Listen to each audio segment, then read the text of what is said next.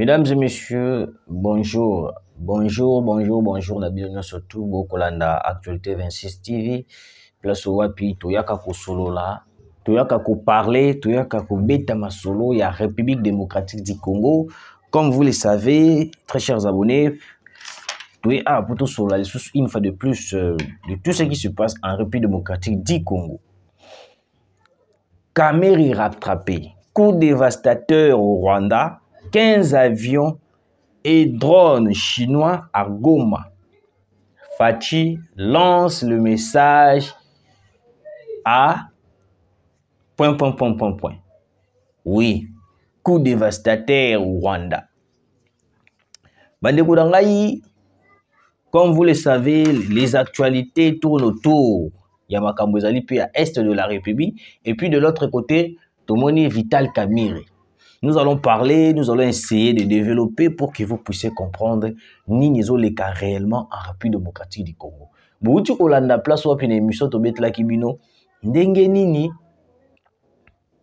Vladimir Poutine a lobby a sali déclaration moko et ningisi monde entier mobimba.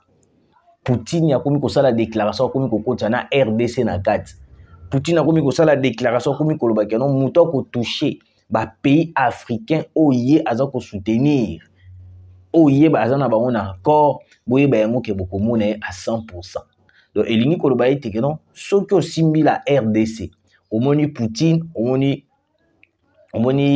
Chine, omoni Brésil, omoni tout le pays à BRICS. Donc en ces moments, la RDC est devenue intouchable par rapport à l'Occidentaux, parce que tous allez qui liboso tous allez qui le rôle exposé. Donc ils ont le rôle mutu oyoyo azana kati ya virus moro quelconque, mais il y a un vaccin té. Vous avez un vaccin té, c'est possible les vaccins et c'est possible aussi virus et joyeux, maladie et joyeux. Mais ce que vous avez un vaccin quelconque, vaccin bana ko bundela yo. Ata maladie ekocho comme un vaccin loko les ana kati nzoto et combattre maladie wana to virus wana o ngaki kota evana na nzoto na. Excusez ndenge moko na biso la RDC vaccin na biso na minute oyoyo to trouver vaccin à malamu o ezali la Russie, la Chine, le Brésil et tout. Bande ko na ngai déploiement de 15 avions et drones chinois na Goma. Match ezasko mabe bande ko nakala deka ko sakala te. Na ebisa kibino dans les jours à venir. Ba mando ki ya somo oyo ko uta Chine ko ya awa. Parce que les États-Unis d'Amérique, ce n'est pas pour rien bomoni ba komi ko fuka mela Tshisekedi. Keno Tshisekedi zonga, Tshisekedi tikana no boy, Tshisekedi boy. Ce n'est pas pour rien, ce n'est pas pour rien. Et puis c'est pas une simple affaire. Hein. Tshisekedi a courir risque makasi oyo wapi et zo senga to soutenir ye. Parce que les Américains baza capables ya kokota ko bomae. Boulanda ki déclaration ya Poutine alobi nazonga mo mukie na sima. Poutine alobi Kadhafi avait besoin de nous pour le protéger. Et moi à l'époque j'étais premier ministre. Donc bateau baboma Kadhafi, bateau assassinat Kadhafi, ce sont les occidentaux. Ba États-Unis, ba France, ba moni ke no Kadhafi alinga komisa mboka na ye lokola Europe. Alinga komisa mboka na ye amatisa yango. Les Américains ba sepela te balobi te moto wana il faut to bomaye. Ba sala nyonso tout pona ko yinisa Kagame et pas la population libyenne. Mais le Kadhafi est parti.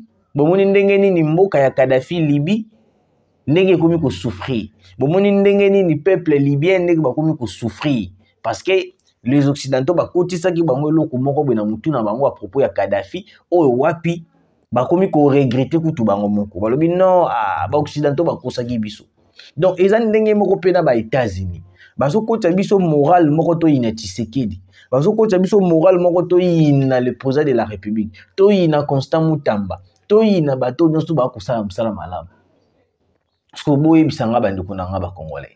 Est-ce qu'avec ce genre de personnes, est-ce que tu peux évoluer à signer accord moko ya makasi avec les États-Unis d'Amérique? Ils n'accepteront jamais de voir la République démocratique du Congo évoluer et comment transformer ba minerai na yeye moko, a comment évoluer dans ba domaine na yeye moko te. Pour bango, le Congo doit demeurer pauvre. Le Congo doit demeurer toujours na bisenga singa, être mendiant. C'est ça le plan des Occidentaux. Parce que pour bango balobi que noté tu sais qu'il y a une proposition comme ça la biso et comme on a proposition très makasi. Donc nous risquons de le perdre. Alors qu'est-ce que nous devons faire? Nous devons tout d'abord déstabiliser l'Est. Parce que pays surtout ils ont la guerre. Évolution économique, ils ont raté. Parce que, pourquoi ils ont raté? Beaucoup par exemple, na pese exemple, beaucoup par exemple, na 50 milliards de dollars. Bolobi noto investir na makambo etali économie, makambo etali ya développement mboka. Mais beaucoup ça la ndenge ni soki bwana guerre. Na guerre kuna ko senga bosomba ba munitions, bosomba manduki, bosomba boy. Okomona beaucoup plus bokolinga, bo investir côté militaire, que bo investir na makambo etali économie. Yango moni pays surtout ils ont na guerre.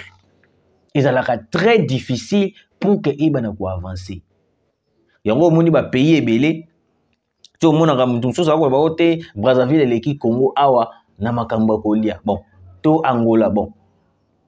To ko en vouloir bangote, mais il faut comprendre que no ba pays wana ils ont vraiment menacé te na ba rebelle. Yango moni bazwaka moi tant ya koyeba na ko faire avancer pays na bango. Parce que na minute où le Congo ba yebi que non avec Tshisekedi le Congo va changer. Parce que yango moni ba koma ko menacer biso pour que kimia ezalate na est to continuer toujours ko bimisaka ba mbongo et kindaka na armée. Mais pour na social la bande ba congolais ezalate. Parce que dollar ezaka ya biso te. Dollar ezaka ya ba américain. Bango de ba kolo dollar. Parce que le local a toujours déjà un problème na bango. Le local a toujours déjà un problème mais comme makasi na bango. Bango peut pas comme bloquer côté dollar. Vous voyez? Yango moni parmi les accords auto signés na Chine. Na minute oyo eza capable, eza possible. Oza na franc congolais, OK, na Chine osombi biloko. Oza na mbongo chinois, oyi nango a na Kinshasa osombi biloko. Donc ils ont souhaité que note na kinde nde na okinde Chine boye fona changer msusu na zwa dollar to na zwa mbongo na bango pona que somba biloko te na accord obiso to sali na Chine eza possible oza na franc congolais OK nango na Chine osombi biloko babeti kaka to na bango papa bazu osombi biloko o te naza par exemple na 10 000 francs congolais opesi eloko wana na so convertir yango na franc chinois na mbongo na bango ba chinois et pesi par exemple autant ozimbo aux Sali. Vous voyez un peu le genre des accords que Tshisekedi avait créé avec la Chine. C'était l'introduction, très chers abonnés. Merci. Partagez l'émission, commentez, likez. Ça, écoutez, ça biso vraiment trop bien. Écoutez, ça la biso très bien. Très chers abonnés, écoutez. Coup dévastateur au Rwanda. Au moment où nous sommes en train de parler dans Luanda, nous cherchons de précautions, nous cherchons des résolutions. Comment est-ce que nous allons s'en sortir? Nous cherchons la solution avec le Rwanda. Mais le Rwanda se permet à continuer à massacrer la population congolaise. Et lorsque le Rwanda a malgré tout, Azoya Kobomana est de la République. Na minute oyo toko balabino, Tshisekedi déjà a finalisé tous les accords avec la Chine. Parce que Tshisekedi n'a finalisé tous les accords avec la Chine. Je vous avais dit ici qu'il y aura des armes chinoises au Ekoya na mabele na biso. Même pas 3 jours, même pas 4 jours, lélo au moment où je vous parle, il y a déjà plus de 15 avions et des drones militaires chinois où ils ont déployé déjà na Goma. Oui, où ils ont déployé déjà na Goma. Place au Wapi, bah Chinois batali balobité. Par rapport, il y a urgence où ils ont les canaux est de la République. Parce que na minute oyo problème il y a est de la République et comme en urgence. Tout ça des choses on a besoin de que notre même choses sur makambo milai. Tout ça ce qu'on a besoin c'est que non et loko moko ekota et salambala moko. Parce que Kagame tanga yoki siko que non ba avion ba drone et chinois a senti coup de tonnerre moko beti na mutema parce que na minute oyo Kagame n'a plus de soutien. Les États-Unis d'Amérique Déjà, l'achat qui est depuis Kala. Les États-Unis d'Amérique, na minute impossible. Parce que, au continent à BRICS, toucher BRICS Bobimba. Au moins, si on place au Kagame jusqu'au coup dévastateur na Rwanda. Parce que na minute on n'est pas boy. Dès que l'avion a installé, décoller. Peut-être cette semaine seulement, on va commencer à décoller ces avions-là. Ceux qui vont décoller l'avion, je vous dis très cher Congolais. Parce que aussi, il y aura aussi des Chinois au Bakuya na mabele na biso pour qu'ils aient sa formation militaire, ou peut accompagner biso. Parce que na kati ya BRICS to sengaki bango teno baya na mabele na biso to bunda elongo. Et ça logique des choses. Quand tu fais partie de BRICS, il y a aussi possibilité au senga aide militaire, accompagnement des hommes. Oh, il y a BRICS, bakoyi ko accompagner o ya ko bunda pe bitumba na yo, aussi sa bitumba na yo. Parce que vu que notre problème est lié na Rwanda penati, est lié avec les occidentaux. La Chine, la Russie, le Brésil, l'Inde, Sud-Afrique, ils ont décidé de nous déployer plus de 5 millions de hommes militaires pour faire partie de pays, surtout Chine, Brésil, Russie, tout là, à la déployer à Wawa, précisément à Goma, pour accompagner les Ouazalendo, les FARDC, pour attaquer, déloger tous les M23 qui sont à l'est de la République. Vous voyez maintenant comment est-ce que les coups dévastateurs au Rwanda, oui, parce que Kagame na minute a commis qu'on penser qu'est-ce que je dois faire? Que dois-je faire en ce moment? Parce que je n'ai plus de soutien. Soutien à ma case au Paul Kagame Atikal Nango, ils allaient le Rwanda. Yemokonanu, le Rwanda. Ils allaient l'Ouganda. À part l'Ouganda, Azapé en collaboration, Azapé sous la collaboration avec certains pays qui nous entourent. Toujours le Brazza, toujours le Angola, le pays qui les entoure, Owapi Bazali wana pour nous soutenir Paul Kagame. Mais ils oublient que non, na kati ya domaine wana ya soutenir Paul Kagame, ça ne sera plus pour longtemps. Oui, ça ne sera plus pour longtemps parce que na minute oyo déjà babandi ko déployer biso ba minduki et puis nous allons commencer une attaque oyo kozala attaque moko dévastateur na ndenge moko ya niveau ya kosakanate parce que nous allons pas attaquer les M23. Je vous dis, Tshisekedi ne vise pas à attaquer les M23. Tshisekedi vise d'attaquer directement le Rwanda. Parce que lorsqu'on Paul Kagame a commis Kubanga Yangwana. Boyoka, après affrontement signalé le dimanche matin 8 septembre à Nyamitaba, territoire de Massissi, les territoires en question passent sous contrôle des FARDC. M23 délogés du village Kibiri, Roi, de place au Wapi, Wazalendo na biso et puis FARDC na biso. Lobby dimanche, Masasi affrontement grave ils allaient qui signalé na Nyamitaba, territoire ya Massissi. Parce que le M23 malgré nyon sotuana, c'est comme si bazapeka bateti. Ya omoninga na lubarango nyon sotu keno.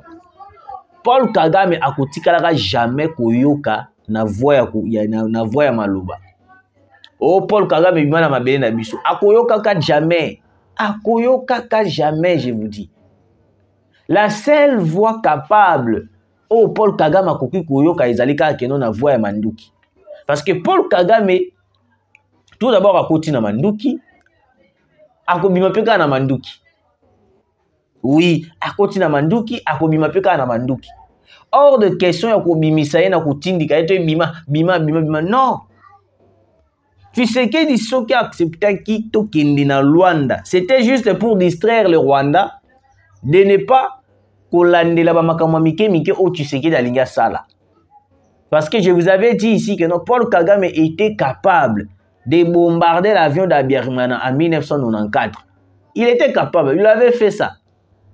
Alors tu sais que diataka lobi non, na lire makambo yeko kendi, na kokite komi bimisakanote nazo kende place kingani parce que Paul Kagame est avec les Occidentaux.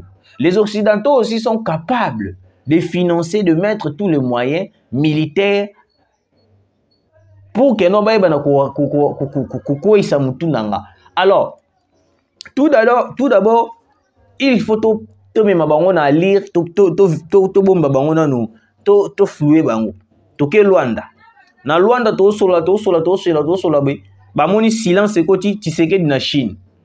Na Chine Tshisekedi a parlé. Bango ba penser que peut-être que Tshisekedi na Chine accueilli pour ça la marambo ba négociation et accord et sikomine et tout, alors que ils ont été très surpris na Chine d'entendre de voir que Tshisekedi a signé un accord militaire avec la Chine. Et puis chose grave que non, la Russie aussi était venue en Chine pour un accord aussi avec la RDC. Chose grave. Et puis au moment où je vous parle déjà, il y a déploiement des armes, déploiement des avions de chasse, des avions militaires et puis des drones militaires. Oh, puis ils ont quitté déjà Goma. Oui. Mais la RDC n'a pas besoin d'argent pour signer un accord avec le pays développé. Il suffit de présenter nos minéraux, c'est tout. Parce qu'on a beaucoup de minéraux au Wapi. Ata boudbandi ko exploiter en 10 ans et aussi laté. Ata 20 ans et aussi laté. Alors nos minéraux to comme ko utiliser comme appât pour na koyeba ko zwa mando qui a ebelé en République démocratique du Congo. Parce que na minute oyoyo il est impossible parce que nous avons des problèmes un peu trop. Ceux qui te le disent banda ko somba mando qui na mbongo. Ils en ont mabete. Mais les Américains seront aussi capables de bloquer nos comptes bancaires. Oui, ils vont bloquer nos comptes bancaires pour que tout soit mamandou quitté. Parce que pour tout comme à niveau on a été biso accord biso toujours ça là na ba pays on a surtout Chine, Russie, Isali, papa. Tous en a minéré, coltan, lithium, nyonso, manganèse, tout or, pétrole, tout en a minéré. Tout le minerai du monde tout en a un. Alors, bino bo pesa biso kaka. Mandoki, bo soutenir biso, bo sala makamunyo surtout. Et puis vous venez dans notre pays, vous allez commencer à prendre le minerai. Mais vous n'allez pas prendre le minerai entier. Vous fabriquez le minerai sur notre présence. Vous formez aussi des Congolais, tout fabriquer mandoki. Na ko fabriquer mandoki, toujours ça l'accord. Où ils allaient 50-50. Na 50-50, vous prenez 50%, nous aussi la RDC, on prend 50%. 50-50. Si vous êtes d'accord, je mets ma signature. Si vous n'êtes pas d'accord, alors, tout cas, plan. La Chine a le dit, non, mais moi je suis d'accord. Je ne peux pas refuser une telle proposition. Ok, bah signer accord. Les lots, n'a pas eu déploiement déjà des avions et des drones militaires chinois, déjà ils ont comme à Goma. Place au Wapi. Coup de tonnerre, coup dévastateur et quoi est-ce qu'on a Rwanda. Paul Kagame s'est senti humilié, s'est senti négligé parce que dans la minute où les États-Unis d'Amérique, le qui présence la Chine, qui présence la Chine, présence la Russie, il y a Brésil et tout, il sera incapable de soutenir encore une fois de plus Paul Kagame. Donc, c'est fini pour Paul Kagame. La riposte de FARDC et Ouazalendo a été immédiate. Plusieurs terroristes RDF neutralisés et de villages libérés. D'intenses combats se poursuivent aujourd'hui sur plusieurs lignes des fronts. Ok? Ok. Alors, pour terminer cette mission, déjà, tu te comprends pourquoi beaucoup de gens avions de chasse et puis des drones chinois et qu'on a déjà na Goma place au Wapi diplomatie à Mokonzamboka et commis ko sala et bien balba ki Tshisekedi a voyagé kaka mais le lot ba commis ko changer langage. Vital Kamerhe a bengi tous les députés nationaux à lobi bozonga vacances sili boya to fungola nini to travail. Moi je me suis dit que dans le bi comment c'est possible Motoloro la Vital Kamerhe, je ne sais pas, mais en vrai dire Vital Kamerhe tu pensais qu'il peut-être a changer. Vital Kamerhe, tu es un dossier à 100 jours. Dossier à 100 jours, dossier à 100 jours, Vital Kamerhe a lobby ou est signé là qui est à Loba. Alors, Vital Kamerhe, bakangiye, tout le monde a juge yani bakufa à propos ya makambo Vital Kamerhe. Parce qu'on a minute oyoyo, il y a un dossier qui est en train de circuler ya makambo Vital Kamerhe. Parce que l'autre fois, tout bêta qui c'était à makambo Vital Kamerhe par rapport ya makambo ya 1 milliard, ce qui est 1 million. 1 million. 1 million de dollars. Oh, ouais, qui prévu se rendre au Canada. Tout ça, il attaque, tout ça, il attaque, tout ça, il attaque. Vital Kamerhe a réduit le nombre de personnes. Malgré a réduit le nombre de personnes, mais mbongo e bimaki kaka. Mbongo e bimaki kaka. Alors aujourd'hui, dossier Moussou y a Vital Kamerhe plus de 16 millions de dollars. Tu évites peut-être Vital Kamerhe ce qui a changé mon colonie. Parce qu'au Congo, nous on pensait peut-être que Vital Kamerhe il est le mieux placé. Il y a une décision pour que le Congo mais Vital Kamerhe il est là, le président de l'Assemblée nationale, il continue toujours de détournements. Il continue toujours de faire pleurer la population congolaise. Quand est-ce que le monsieur à la personne de Vital Kamerhe a connu que se plaise à taba congolais? Mbongo ya ba congolais, lelo ekomi mbongo ya ba politicien, ba komi ko lia ko tsaka na ba poche. Mbongo ya ba congolais, ekomi mbongo ya bato oyo wapi, ba komi ko tsaka na poche, ba komi ko somba ba mituka ya cher. Dernièrement, on a arrêté ou soit on a confisqué ba bien surtout ya Amida Chati na ndambu ya Vital Kamerhe. Dossier yango petit ndenge kenda. Na tindenge suka toyebaka te. Mais que Vital Kamerhe a joué les sous autant. Vital Kamerhe a détourné autant. Vital Kamerhe a détourné autant. On n'arrive pas à comprendre quand est-ce que le Congo a causé bateau ou bateau travailler avec sincérité le roi Constant Moutamba. Quand est-ce que le Congo a causé bateau travailler avec sincérité, avec passion, avec humilité le roi président Félix Antoine Tshisekedi Tshilombo. On a seulement des politiciens ou wapi baye ba gangi ba fingi Tshisekedi pour rejoindre le AFC, le roi Franck Diongo, Jean-Claude Wemba. Des gens tellement ba sentir pire qui comme Kobeta Bango, ba lobitan to attaquer non Tshisekedi to qui rejoindre la biso AFC M23, peut-être qu'on aime sous to kozana biso moi à manger, to kozana biso moi quelque chose. Donc aujourd'hui, la politique est devenue une politique qui m'a intérêt, politique qui m'a à travers l'argent de la population. Nous allons venir développer le sujet de Vital Kamerhe dans le 3e numéro. Tout d'abord, partagez cette émission, commentez, likez, écoutez la vidéo vraiment bien. En attendant, nous vous laissons de suivre cette vidéo de Vital Kamerhe en train de dire Maloba Oyo Boyo Kanan Vital Kamerhe. Et puis nous allons, après cette vidéo, tout ici. Merci.